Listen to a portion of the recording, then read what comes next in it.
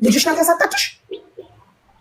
አባባሌ ተረተሽ ልጅነቴን እንዳልኩሽ ሰምተሽን ከሆነ እናቴ ነሽ ልጅነቴን የኖረችው። እኔ ለእናቴ ነው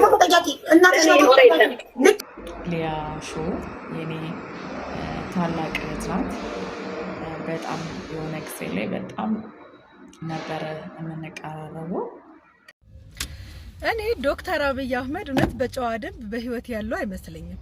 ካሉ ጠይቁልኝ ፕሊዝ፣ አለሁ በሉን። ለምን እንደዚህ እንደምል ልንገራችሁ።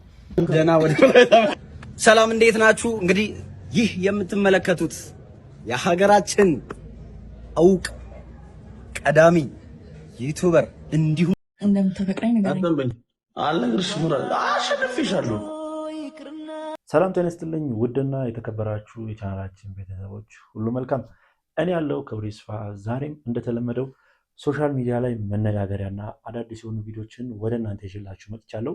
እንደተለመደው እነሱን አብረን እያየን ሀሳብ አስተያየታችንን እንሰጣለን። ለዚህ ቻናል አዲስ የሆናችሁ ይሄንን ቻናል ሰብስክራይብ በማድረግ ቤተሰብ ይሁኑ። ሰብስክራይብ ምንም እየተደረገ አይደለም ቻናላችን፣ ያው አዲስ ቻናልም ስለሆነ ያው ሰብስክራይብ በጣም ያስፈልገናል። የአንድ ሰከንድ ስራ ናት፣ ለእኔ ግን በጣም ስለሚጠቅመኝ አንድ ጊዜ ሰብስክራይብ አድርጋችሁት ወደ ዛሬ ቪዲዮቻችን። በጠዋት አንድ ቪዲዮ ሜንሽን አድርጋችሁኝ አይቼ ነበረ። ቆይ ባጭሩ ላሳያችሁ።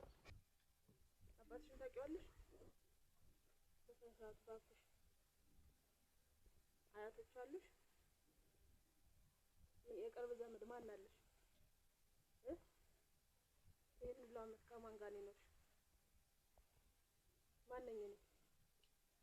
ስንት ዓመትሽ ነው? ጮክ ብለሽ ተናገሪ። አሁን ምርጫ ሰጥሻለሁ፣ በደንብ ምረጭ። ምርጫ አስመርጥሻለሁ፣ ይበጀኛል ያልሽውን ምረጭ። ይሄን በረኪና ፊትሽ ጠጥቼ ከመሞትና ከመሄድ ማለት እየጠበቅኩሽ ወይስ ልሂድ ወይስ ይሄን በረኪና? ተናገሪ ማለት ጊዜ የለኝም፣ ተናገሪ።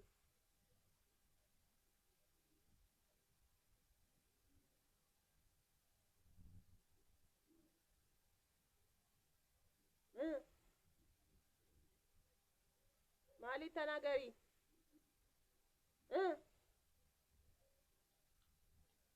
ምን ጮክ በይ።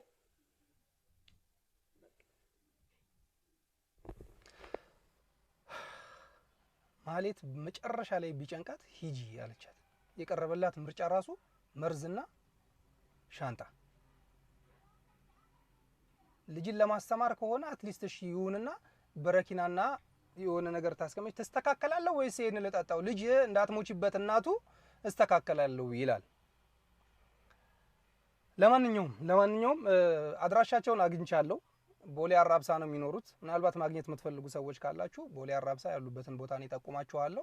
ሄዳችሁ ማገዝ የምትችሉትን ነገር እንድታግዙ፣ በተለይ እዛ አካባቢ ያሉ ሰዎች። የማህሌት እናት አዲስ መለሰ ትባላለች። የራሷ የአዲስ መለሰን ስልክ አግኝቼ ደጋግሜ ስልክ ስደውላት አታነሳም፣ ቴክስት ብጽፍላት አትመልስም።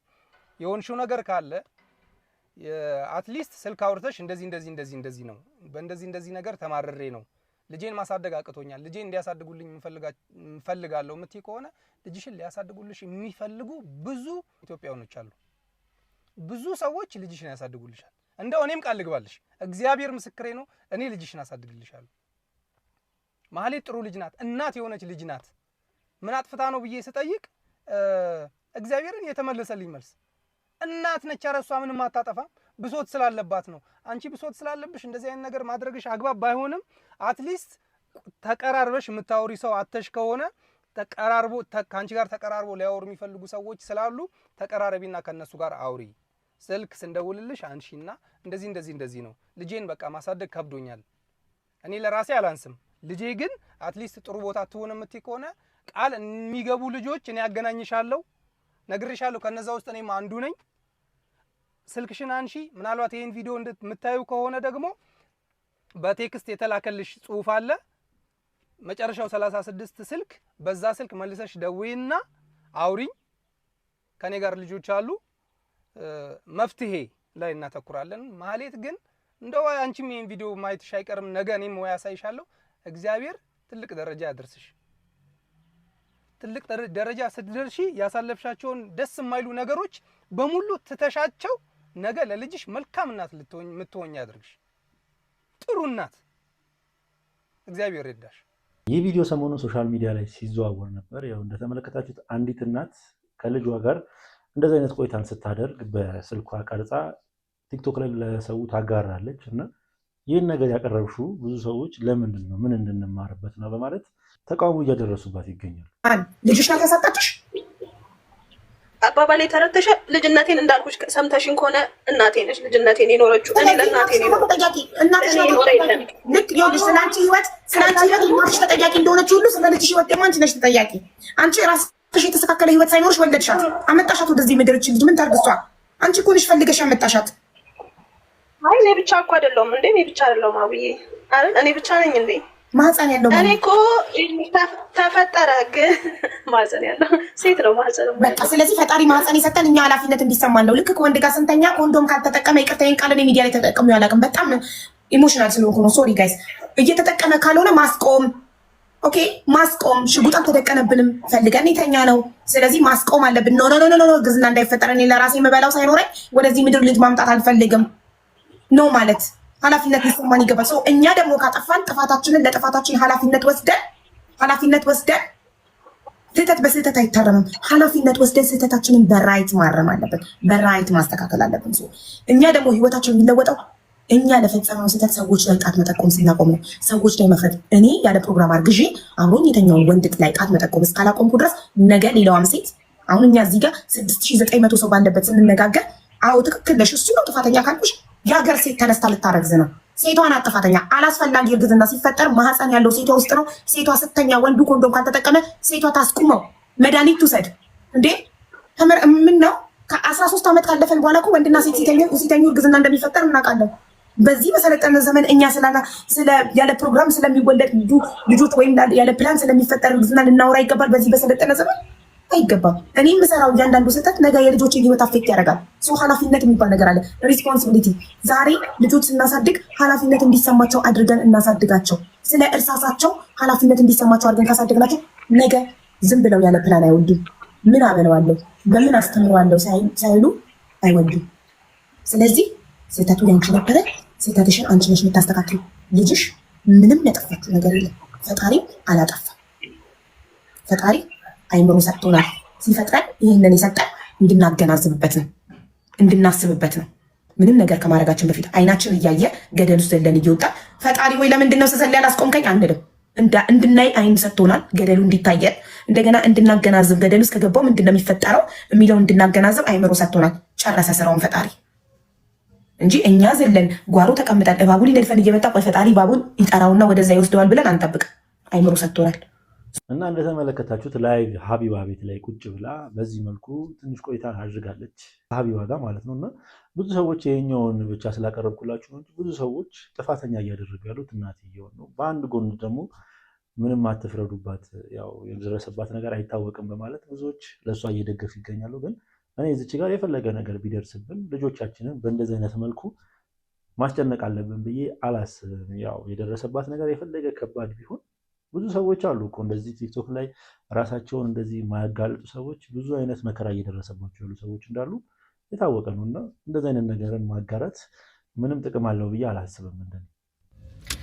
እኔ ዶክተር አብይ አህመድ እውነት በጨዋ ደንብ በህይወት ያለው አይመስለኝም።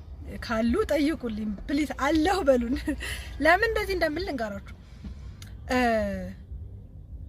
ወጣቱ ስራ የሆነ ነገር ካክስቱም ካጎቱም ካያቱም ምናምን ካለው ከሌለው አቅሙ ተጋግጦ የሆነ ነገር ይከፍታል። ከዛ ግብር ሌላ ታሪክ። እኔማ የአፍሪካ አህጉርን ነው መሰለኝ እንዳጠቃላይ የምንከፍለው ሌላ እኔ ምንም አማርኛ የዘብረቅርቅ ቢልባችሁ ራሱ እየወላችሁ እያስተካከላችሁ እየሰካካችሁ ስሙት። 2017 ላይ የራሴ 2 ስራ ነበረኝ። አሁን እግዚአብሔር ይመስገን አንዱን በግብር ምክንያት ዘግቼዋለሁ። አንዱ ደግሞ መንግስት የሰጠን ንግድ ፍቃድ ራሱ ሌላ መንግስት ደግሞ ነጠቀንና በዛ ምክንያት ስራው ቆሟል ለጊዜው። ስለምን እንደማወራ በእርግጠኝነት አብዛኞቻችሁ ይገባችኋል።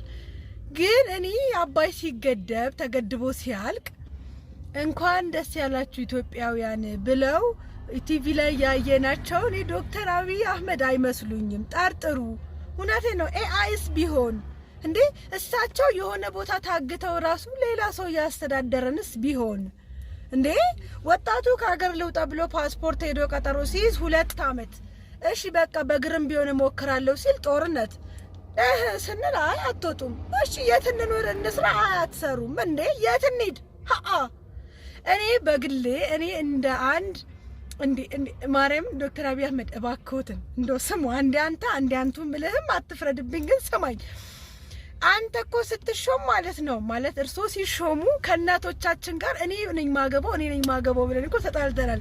በጣም መልካም ከመሆኑት የተነሳ እንደኛ ኮሪደር ልማት እኮ እውነት ለመናገር እንጀራ አይሆነንም። ልጆች አሉን በምን እናሳድጋቸው እንዴ? ጌታዬ ሆይ እኔ ይሄ የምትሰጠኝ 100,000 ብር ገንዘብ ምንም እያለቀብኝ ስለሆነ ባከን በሚሊዮን አድርግልኝ እና ከቻልክ ከዚች ሀገር መንቀራህ አስወጣኝ። አሜን በሉ። ዲያራ መኖር አለመኖራቸው ይጣራልን። እንደ ወጣቱ እየሞተ ነው። ማርያምን እየኖረ አይደለም። አሁን እስቲ በኔ እድሜ ያላችሁ ሰዎች ጌታን ቤት ይኖረናል ብላችሁ ታስባላችሁ? እንደው የቤት ባለቤት እንሆናለን? የቤት ባለቤት ምን ነው እንግዲህ ይመስላችኋል? የብረዴ መቼም ነው ማይመስለኝ። መቼም እንዴ ጌታ ሆይ አረኡ ገና አሁን ሀብታም እሆናለሁ ብዬ አስብ የነበረው ሴትዮ ወደታች ወርጄ ገና ትንሽ ከፍ ስል እያፈረጠ ወደታች ይወርደኛል። ማርያም አረ በገብርኤል አረ ተው እንዴ ድሮን እንድንናፍቅ አታርጉን እንጂ በዚህ እድሜያችን እኮ ድሮ እያልን ማውራት ጀመርን እኮ እንዴ። በዚህ እድሜያችን እኛ ራሳችን የራሳችን ታሪክ ድሮ ሆኖብን ድሮ እያልን ነው የምናወራው። አረ መንግስት እንዴ አረ ለወጣትህ ዘንተው ግድ የለህም ተው። ደግሞ እቺን አወራሽ ብላችሁ ቀፍድዱኝ አሏችሁ። እንግዲህ መንግስት ዝምታን መምረጡ እኔ በጣም ግራ እየገባኝ ነው። በአሁኑ ሰዓት ላይ በትራፊክ ጉዳይ ብዙ ነገር ተባለ፣ በንግድ ቢሮዎች ጉዳይ ብዙ ተባለ እና በብዙ የመንግስት መስሪያ ቤቶች ላይ በጣም ብዙ አይነት ፋውሎች እየተሰሩ እንደሆነ ሁላችንም የምናውቀው ነው። ያው ከዕለት ተዕለት ኑሯችን የሚገጥመን ነገር ነው እና መንግስት ምን አይነት ዝምታን እየመረጠ እንደሆነ በአሁኑ ሰዓት ላይ በጣም ግራ የሚያጋባ ነው። መንግስት አለ ወይ እስክንል ድረስ ማለት ነው። ዝም ብዬ ነበረ ግን ዝምታዬን ዛሬ ሰብሬያለሁ። የሰበርኩበት ምክንያት እንድሰብር ያደረገችኝ ደግሞ የገዛ እህቴ ናት። የእናቴ ልጅ ናት። ያሳደጋት አባቴ ነው። ሊያ ሾ የኔ ታላቅ እህት ናት። በጣም የሆነ ጊዜ ላይ በጣም ነበረ የምንቀራረበው። ከዛ የሆነ ሰዓት ወደ ስደት ሄደች። ወደ ስደት ከሄደች በኋላ ግን ባህሪዋ ተለወጠ። ብዙ ነገር ከኛ ጋር ማች የማያደርግ ነገር ስታደርግ በቃ ቤተሰብ አልፈለጋትም። አሁን ግን በውስጥ እየደወለች ቤተሰብ እያስቸገረች ነው እና እየተናገረች። ስለዚህ እኛ ምንም የሚያደረግንሽ ነገር ስለሌለ እንደ ትልቅ ሰው ቁጭ ብለን ማውራት ካለብን ቁጭ ብለን ማውራት እንችላለን። ምክንያቱም ማንም አልደረሰብሽም። እስከዛሬ ድረስ ዝም ያልኩት ታግሼ ነው። ልጅ ስላለሽ ልጅሽን በክብር አሳድጊ ብዬ ነው። አሁን ግን ሚዲያ ላይ ወጥቼ ልናገር ተገድቻለሁ። ስለዚህ የምታውቋት በአቅራቢያ ያላችሁ ሰዎች እንዳለ እባክሽን የእናትሽን ቤተሰብ አትበጥብጪ በሏት። እናታችን ሞታለች የለችም፣ ግን እኛን እየረበሸች ነው ያለችው። ንብረት ምናምን እያለችን ማለት ነው። እኛ ራሱ ንብረት ሸጠን የተከፋፈልነው ነገር የለም። የእናታችን ንብረት እንዳለን ያለው ነው። እባክሽን መነጋገር ካለብን ህዝብ ፍረደን ነው ብለው። አመሰግናለሁ። እንግዲህ የሊያ ሾው ቤተሰቦች በዚህ መልኩ አለን። እስከዛሬ ዝም ብለናል፣ አሁን ግን ይበቃል በማለት ዝምታውን ሰብረዋሉ። ሊያ ሾው በኢንቦክስ ብዙ ነገሮች ትልክልኛለች፣ ቴክስት ትጽፍልኛለች በማለት ግለሰቧ ተናግራለች። እንግዲህ እውነት ይሁን ውሸት እስካሁን የተረጋገጠ ነገር የለም። ሊያ ሾውም ያለችው ነገር የለም። ያው እንደዚህ አይነት ነገር እየተለመደ ስለሆነ ማለት ነው ቲክቶክ ላይ ቫይራል ለመውጣት ወይ ደግሞ ያው እውቅናን ለማግኘት ብዙ ሰዎች እንደዚህ ስለሚያደርጉ እስቲ የእሷንም ሀሳብ እስቲ ወደ እናንተ የምናደርስ ይሆናል። እኔ የምለው ገይስ የሆነ ቪዲዮ መጥቶልኝ ነበረ ለ24 ሰዓት ኢትዮጵያ ውስጥ ህግ ባይኖር ምን ታደርጋላችሁ ምናምን የሚል ቪዲዮ እና ምንድነው ኮሜንቱ ኦልሞስት 80% ገይስ ሴቶችን እንደፍራለን ምናምን ነው የሚለው። እኛ ሰፈር የምታሻፍጂኝ ሴት አለች ተደበቂ ምናምን እና ይሄን ምላችሁ ገይስ ፕሮፋይል የሌላችሁ ሰዎች ምናምን አይደሉም። ፕሮፋይል ያላችሁ እና ቲክቶክ የሚፖስቱ ወታደሩ ላለ ጋይስ እንደዚህ አይነት ነገር ላይ ጽፈ ኮሜንት ለማድረግ ቱ ኢቨን ሃቭ እንደዚህ አይነት ፍሪደም አይምሮ ውስጥ ኢዝ ካይንድ ኦፍ ክሬዚ ብቻ። እንግዲህ ሰሞኑን እንደዚህ አይነት ነገሮች በጣም እየበዙ ይገኛሉ። በተለይ ደግሞ ይሄ ካስገድዶ መድፈር ጋር በተለይ ደግሞ ህጻናቶችን ከመድፈር ጋር በጣም ብዙ ወሬዎች እየተነሱ ይገኛሉ እና የግለሰብ እንደሰማችሁት ሰሞኑን አንድ ቲክቶክ ላይ የተዘዋወረ ቪዲዮ አለ። ምንድነው አንድ ግለሰብ ዝም ብሎ ቪዲዮ ፖስት ያደርጋል። ምን አይነት ቪዲዮ ነው?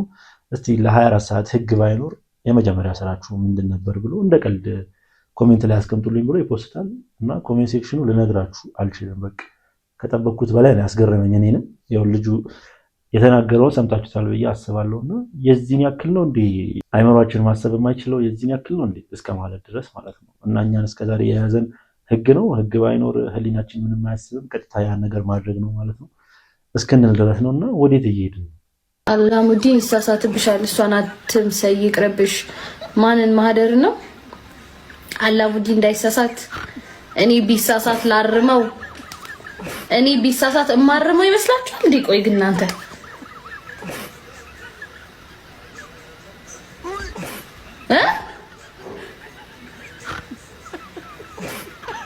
እኔ አርመዋለሁ። ሲጀመር እንደዚህ አይነት ስህተት ይታረማል?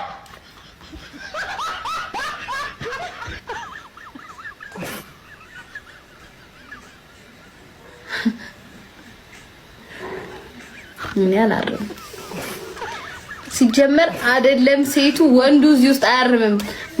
እሷን ትመስላላችሁ ሰው ወንዱ አያርምም።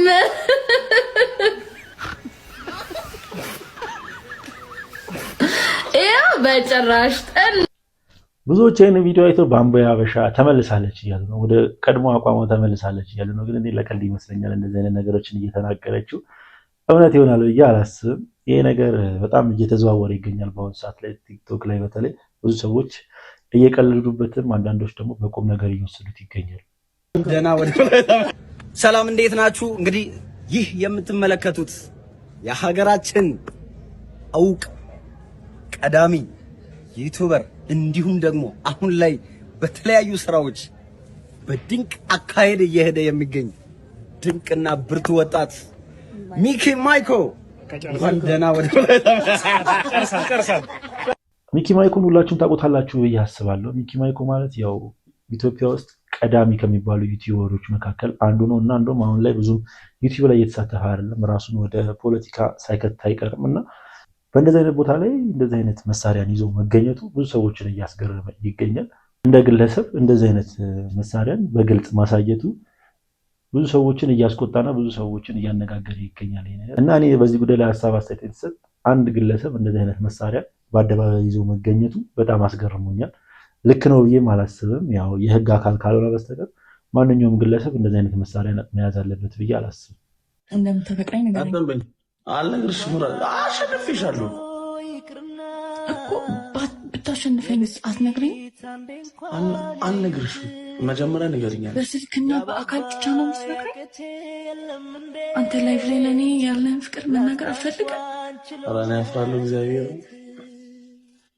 መላመድ ከመወደድ በላይ አስተሳስሯት አይቶናል። ተለዩ ማለት በጣም ነው የማፈቅርሽ። እኔም በጣም አፈቅርሃለሁ ቤቢ። እሺ ከላይ ነግለሽኝ እና እኔ ፕሊዝ ከባድ የፍቅር ነገር እንደምታስቡት እንደሚሳችሁ አላፈቅርም ብዬ ነው እዚህ ጉድ ውስጥ የገባሁት።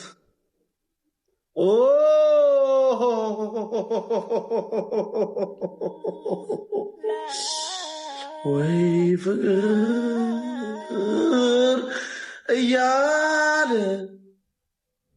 ናሆም ፎንቲ ታውቁታላችሁ ብዬ አስባለሁ። የእሱ የቀድሞ ፍቅረኛ ሆነች ይሄኛውን ቪዲዮ እየለቀቀችው እና በጣም ብዙ ሰዎች ተናደውባታል። እንዴት ከሱ ጋር ስለተጣላሽ የእሱን ክብር የሚነካ ነገርን እንዴት ትለቂያለሽ በማለት ብዙ ሰዎች ሀሳብ አስተያየታቸውን እየገለጹ ይገኛሉ። እሱም ተናዶ ላይቭ ላይ በጣም ብዙ ነገሮችን ሲያወራ ነበረ ስለሷ ማለት ነው። እና ግን ያው እሱም ልክ ነው እሷም ልክ ነው እና ግን እኔም እሷ ልክ ናት እሱ ልክ ነው ልል አይደለም። ግን እንደዚህ አይነት ነገሮችን ስትፖስቱ ለራሳችሁ ምንም አታስቡም ነው? አንዳንድ ሰዎች ወንድም ሆነ ሴት ያን ሰው ለመጉዳት ብላችሁ የምትፖስቱት ነገር እኔ ላይ ምንም አያደርስም ብላችሁ ነው የምታስቡት ነው? እስቲ የኔውን ጥያቄ እስኪ እናንተም ከቻላችሁ መልሱልኝ። ለማንኛውም ምርጦችዬ የዛሬ ቪዲዮቻችን እነኝን ይመሳስሉ ነበረ። ቪዲዮቻችን እንደተመቻችሁ ጥርጥር የለኝም። ቪዲዮ ከተመቻችሁ ላይክ፣ ሼር፣ ሰብስክራይብ ማድረግ እንዳይረሳ። በተለይ ሰብስክራይብ በማድረግ የቻናል ቤተሰብ መሆን እንዳይረሳ። ሀሳብ አስተያየት ካላችሁ ኮሜንት ሴክሽን ላይ አስቀምጡልኝ። በቀጣይ ቪዲዮ እስክንገናኝ ድረስ ሰላም ቆዩልኝ።